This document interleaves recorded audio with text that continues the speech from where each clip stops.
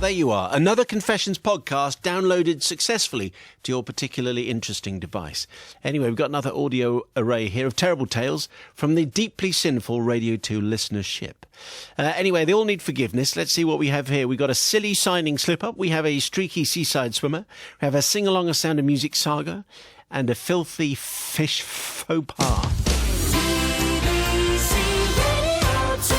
Matt and Rebecca are here as well. They're just hanging around, wondering what on earth we're going to come up with today. Well, it comes from Ada. Thank you, Ada. This has a memorable opening line, by the way.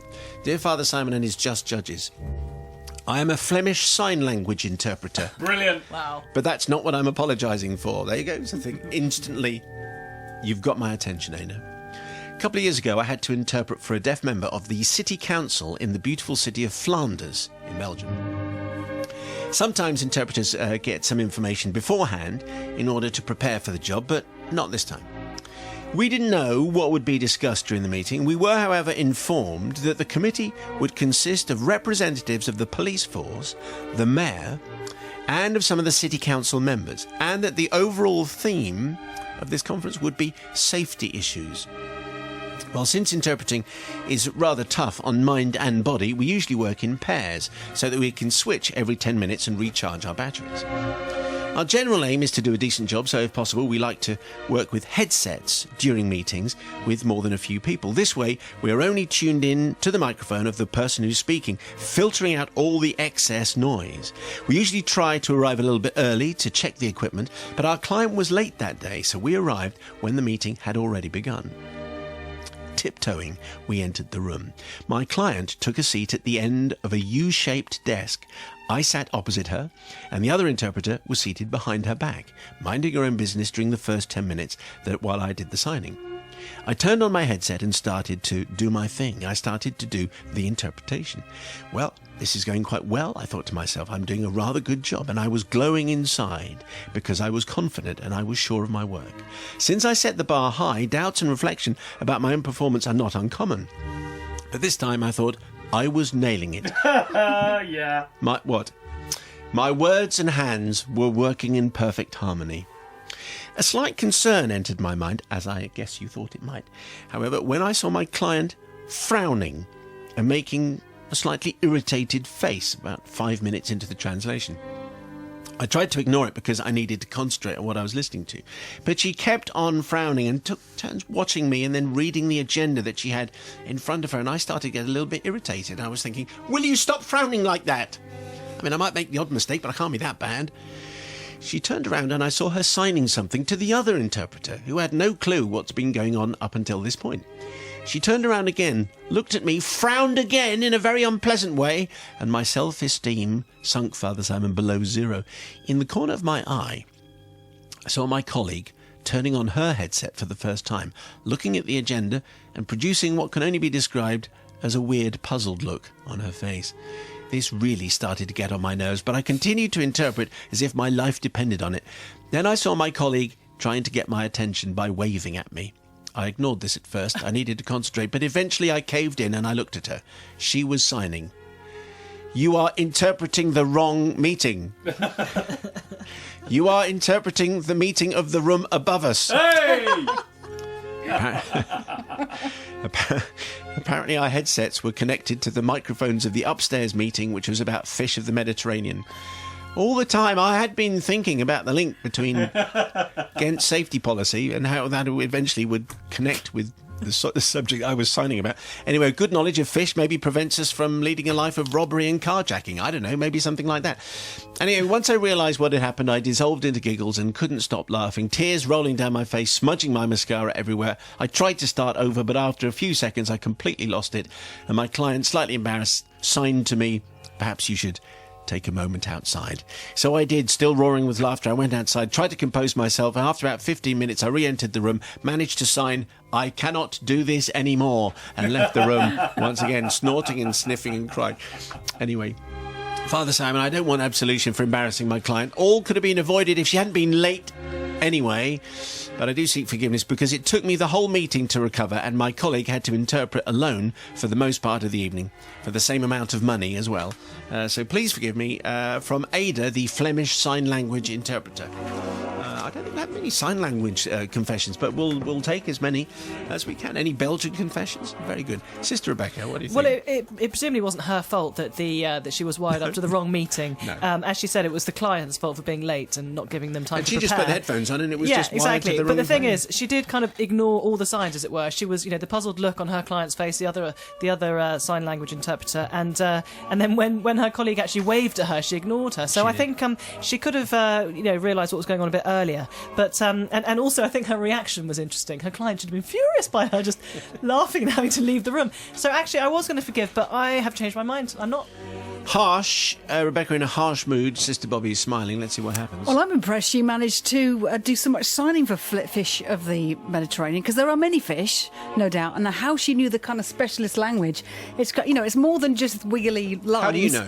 Well, there are many fish in the Mediterranean, so if you have How do to you know? sign that, You well, spell of course it there out, are don't many. you? Huh? Spell it out. If you're talking about fish of the, but that's still quite difficult, isn't it, to do unless you know a specialist language? Because of course, with interpretation, it's interpretation. So unless you Is that know right? the specialist language, yeah. So actually, just on the very, very point that you managed to keep going on something you knew nothing about in specialist language, then you're forgiven. Yeah. Well, the Well art of done. talking about things you know nothing about. Who'd have yes. thought? Who'd have thought? Over to me. Yes.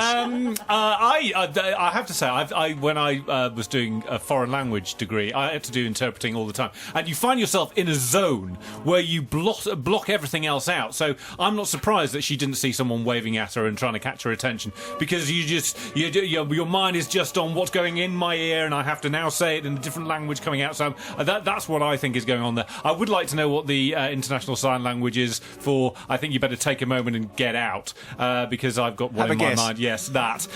So well, not that one, Bobby. So I am going to forgive, because you know what? I think she hung together as long as she could there. Well done. Another drive time confession for you. Tonight's comes from Jane. Thank you so much, Jane, for tonight's tale. Father Simon and the Fair, True and Just Collective. It was the summer of 1976. The summer, as it is known amongst people of my age, when Rick Dees and his cast of idiots had Disco Duck in the charts, rubbing shoulders with Demis Roussos and his ever-expanding tie and dye caftans. Anyone remember the summer of 76? Heatwave.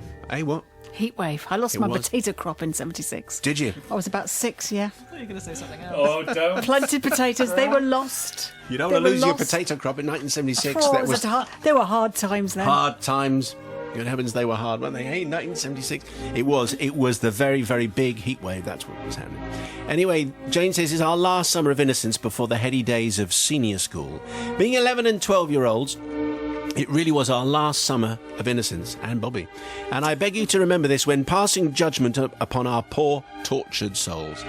My brother, older by 16 months, and I were fortunate enough to have holidays on the south coast of England. About this time there was much talk of streakers, everyday folk affected by the sun deciding to drop their clothes and run free as nature intended. This would happen at bus stops and supermarkets, and needless to say, me and my brother made it our mission to see at least one real streaker that summer. We looked everywhere. We looked high and low, but alas and alack, no sightings were made. But ever hopeful, we set the bet as to who would spot a streaker first. On the south coast, there is a beautiful spot called West Wittering. It's our favourite place on the planet. Sand dunes and tufts of grass with the odd graph in abundance, giving us lots of chances to reenact the opening scene to The Monkeys on TV, the French Legion bit, when they're walking and do the special monkeys walk. Did you ever do that, Bobby, when you were No. 6?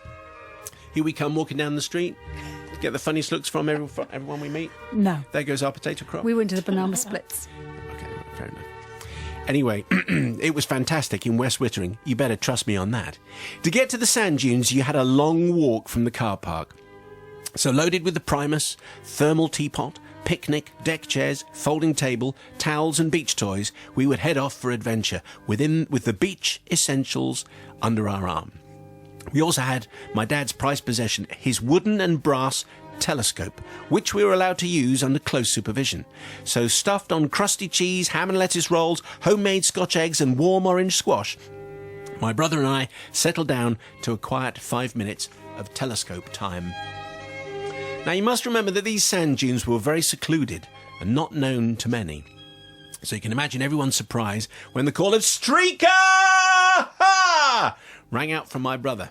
He thrust the telescope my way, and yes, I confirmed that there was, in fact, a real-life streaker in the sand dunes. There was a naked man doing his thing. Oh, my word! Excitement was at fever pitch, though I was secretly gutted that he had beaten me to it. The reaction from... Stop miming that out, Rebecca. That's not fair. The reaction from my parents was somewhat different, and now as a parent myself, totally understandable. But at the time, our puzzlement at having the telescope snatched from us by our long-suffering mother and the sight of our father stomping off over the sand dunes muttering words like, "I know it's hot, but we do have standards, you know," with a couple of expletives dotted in between, suddenly made reality hit home. He had set off to find the streaker and tell him precisely what he thought of it.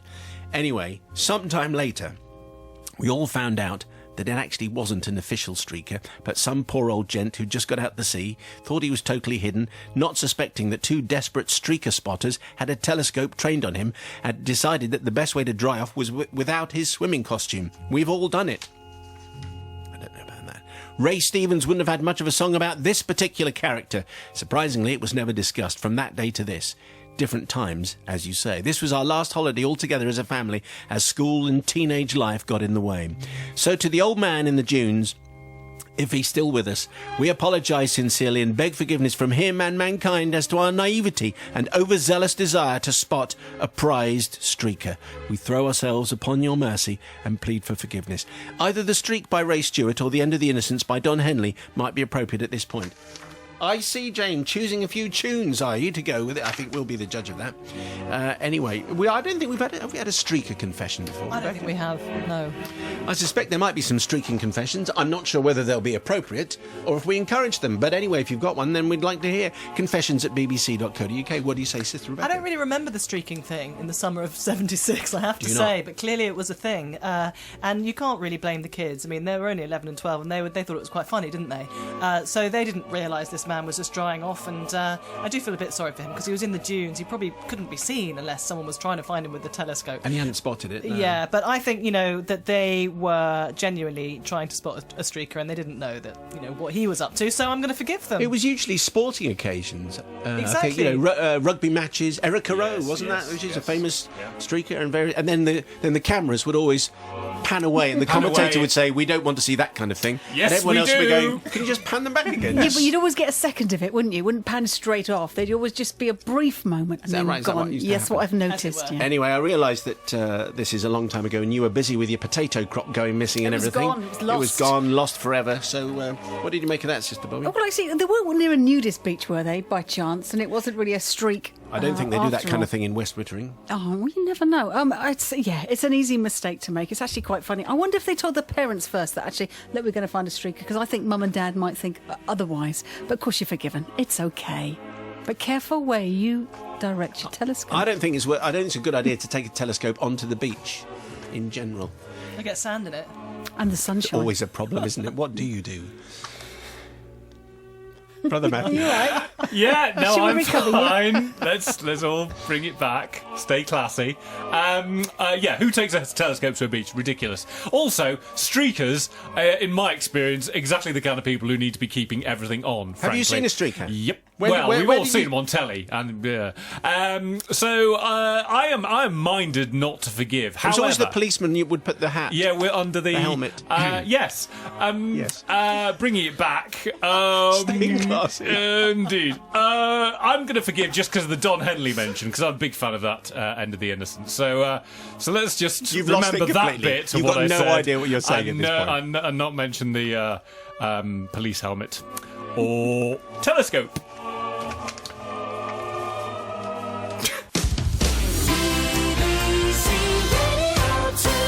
This one comes from Clara.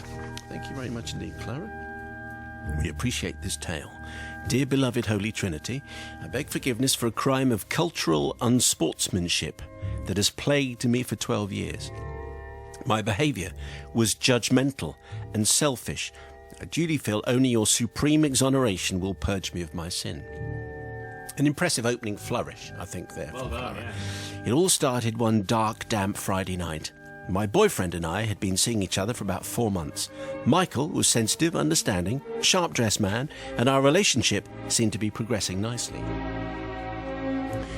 At the end of one particular difficult and tense week at work, to which Michael had been very understanding and thoughtful, he told me he had a surprise for me. I had to meet him in central London at 7 o'clock in the evening.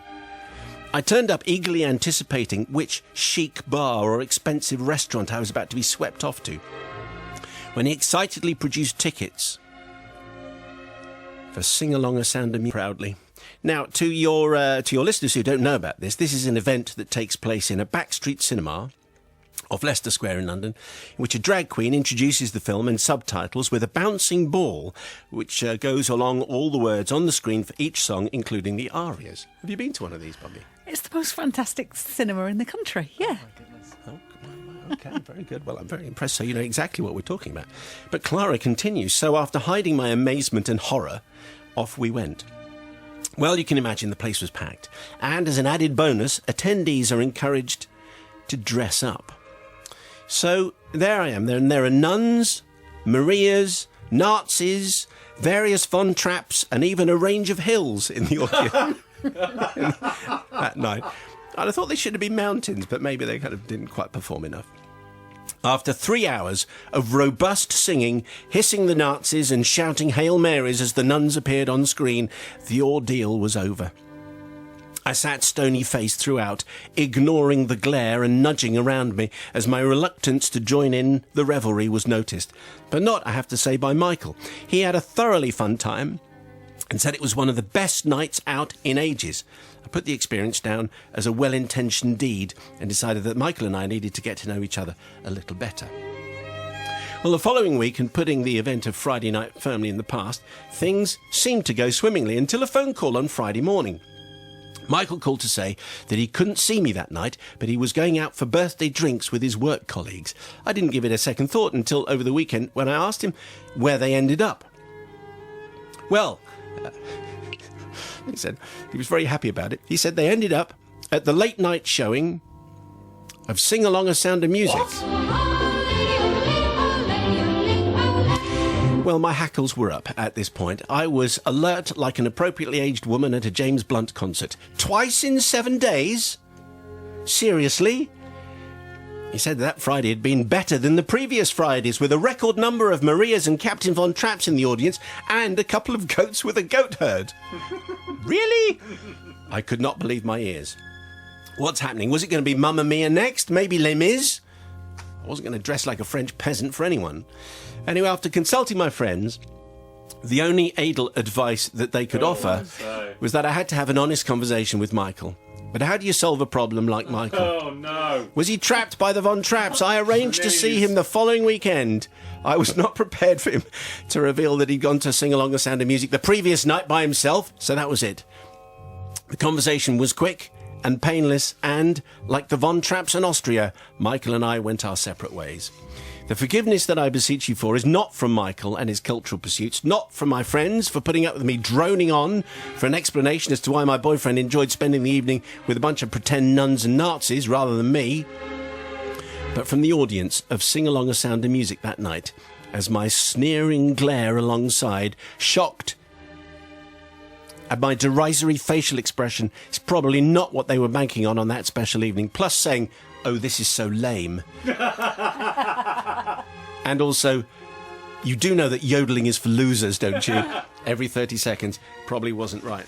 Well, Clara, you're probably right there. It probably wasn't right. We've got a little penance lined up for you, depending on how the verdicts go here.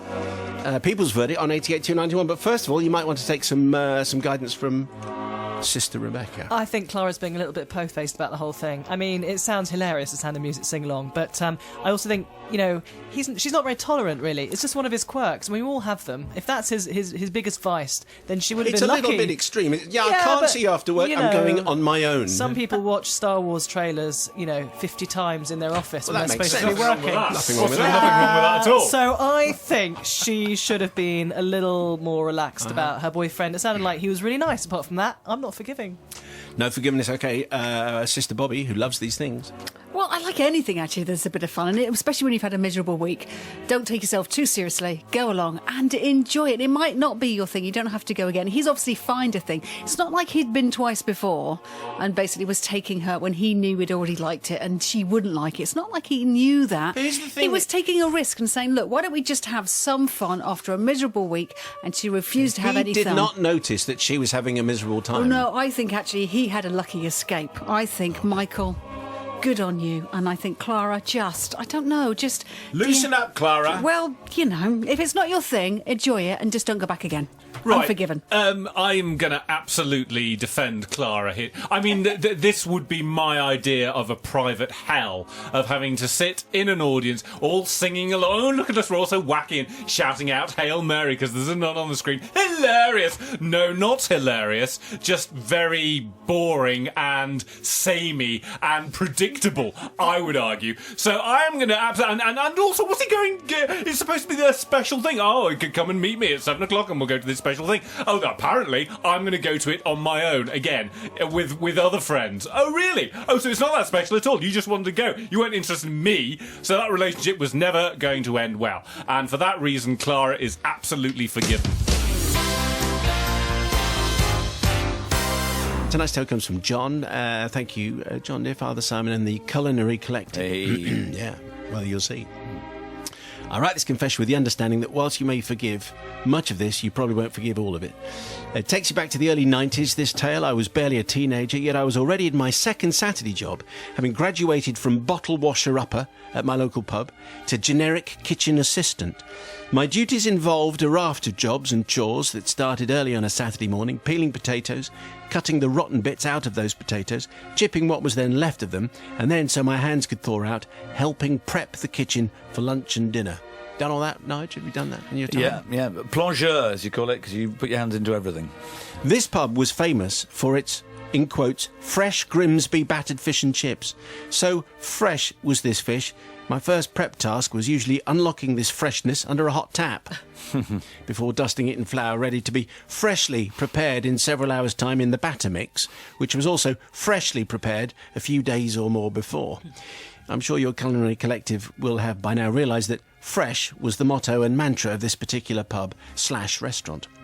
On the day in question, the landlord had been informed that the pub would have a surprise inspection by the local council at some point on the Monday morning, thus making it not much of a surprise, no. really. And not wanting to upset the inspector on his surprise visit, decided, there's an awful lot of inverted commas in this confession, decided he'd better clean the kitchen first. His part in this was to drain the deep fat fryers and take them in the boot of his Jeep to the local jet wash. What? Whereas my role was to clean the strip lights and other places that required dangerous balancing on chairs, tables and sinks.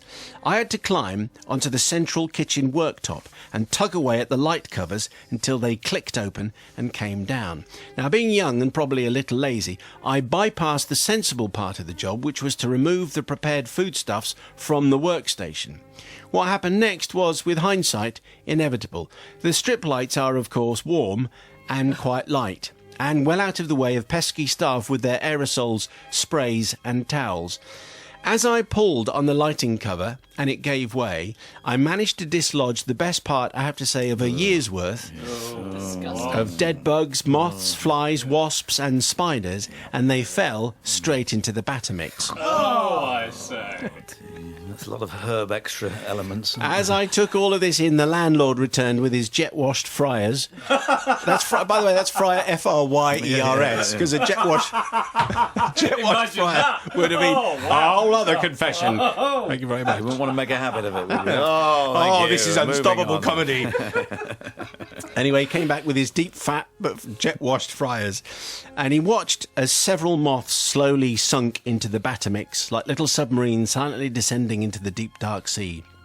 They fought courageously against the rising tide of boiling batter, but in the end gave way to the inevitable. Now, at this point, I half expected to be shouted at or told that my wages, £5 for the whole day, would be struck. Instead, and with no hesitation, my boss said, "Hurry up, mix that lot in, we'll be opening soon." Not wanting to further disappoint or risk the loss of my £5, I quickly jumped down, grabbed the whisk, and folded the now special seasoning into the mix, ready for the lunchtime rush of fish and chips, fresh from Grimsby. The fish and batter was certainly fresh, the invertebrates less so. The extra crunch to the batter was something special that lunchtime. So before you pass judgment, I should reassure you that I never followed a career in catering, but my former boss does live a happy life somewhere in Spain, if you want to blame someone. Yours hopingly, but not expectantly. That'll be Brother John there on the confession.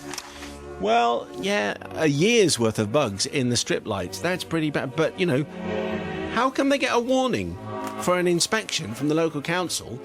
That's not really going to be an on-the-spot thing, is it? If you've got a time to tidy up and clear up before you get there. Anyway, not the novice will speak in a moment, but Rebecca speaks outraged first.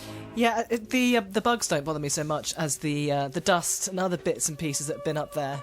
I mean, anything kind of made of animal is fine because it's going to be cooked in fat, but the other stuff is just kind of disgusting and it's completely put me off eating anything for the next few hours, I'm afraid, Nigel, sorry. But I think, that whole thing, I mean, it wasn't poor John's fault. He was told what to do, presumably, and he was also, committing a health and safety nightmare by these are the climbing on rotting carcasses of flies and earwigs. It wasn't his fault, though, because he was worried about his £5. He didn't want to lose it, and the boss told him to mix it in. I mean, I think if it had been up to him, he would have thrown the batter away and started again. So I'm going to forgive John. All right, what do you think, the novice there? We've talked a lot recently about eating insects as a great source of protein, but that's when they're fresh. A year on, even I, less so. less nutritiously packed.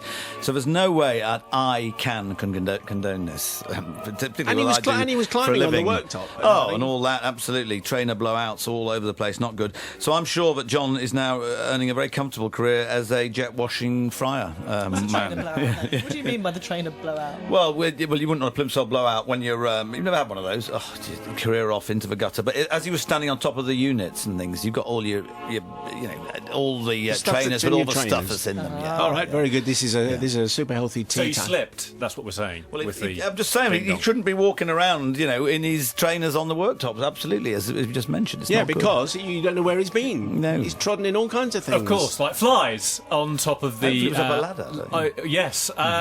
So I'm absolutely in the corner of John here because I think it's all the boss's fault, really, isn't it? The boss has number one taken his deep fat fryers to the jet wash because apparently that's okay, and then also says no, it's fine, just fold them in, and we'll get our super fresh fish that apparently have only just been defrosted into the batter, and that'll sort us all out. And apparently that's all okay with the person who's coming to do the inspection on the Monday anyway. So I am going to forgive because he was only there doing what the boss told him to do. But really the boss needs to take a long look at himself, but he's not going to do that because he's in Spain and probably isn't listening.